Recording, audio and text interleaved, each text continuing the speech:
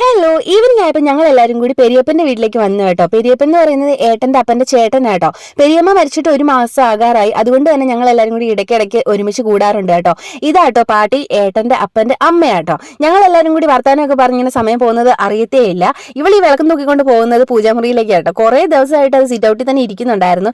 ഇന്നാട്ടോ അവളത് എടുത്ത് വെച്ച്. എന്നിട്ട് എല്ലാവരും ടാറ്റയൊക്കെ പറഞ്ഞ് എല്ലാവരും അവരവരുടെ വീട്ടിലേക്കൊക്കെ പോയി കേട്ടോ. ഞങ്ങളും അങ്ങനെ ഇറങ്ങി കേട്ടോ. നേരെ വീട്ടിലേക്ക് പോകുന്ന വഴി അരുൺ ഐസ്ക്രീം മേടിച്ചു തന്നു കേട്ടോ. നിലമുൾക്ക് മേടിച്ചു കൊടുത്തപ്പോൾ മുതൽ ഞാൻ പറയുന്നുണ്ടായിരുന്നു എനിക്ക് മേടിച്ചു തരണം. ഈ 5 രൂപ 10 രൂപ 15 രൂപയുടെയൊക്കെ അരുൺ ഐസ്ക്രീം കിട്ടാറില്ലേ, അങ്ങനെ ഏതോ ഒരു ഗുദാമിലെ കടയിൽ കയറി എനിക്ക് മേടിച്ചു തന്നു കേട്ടോ. വീട് എത്തുന്നിടം വരെ ഞങ്ങൾ രണ്ടുപേരും കൂടെ മാറി മാറി അത് കഴിച്ചാട്ടോ തീർത്തത്. ഒരു ദിവസം കഴിഞ്ഞ് അറിയാം കേട്ടോ ഈ ഐസ്ക്രീം കഴിച്ചതിന്റെ റിസൾട്ട്. കാരണം നിലമോൾ അത്രത്തോളം ഐസ്ക്രീം കഴിച്ചിട്ടുണ്ടായിരുന്നു കേട്ടോ, എനിക്ക് പോലും തരാതെ. വീട്ടിലെത്തിയപ്പോഴത്തേക്കും ഇക്കായും സലീനേച്ചിയും അമ്മയൊക്കെ വന്നിട്ടുണ്ടായിരുന്നു. കാരണം നൈറ്റ് ഫുഡ് എന്നും ഞങ്ങൾ ഒരുമിച്ചാട്ടോ കഴിക്കാറ്.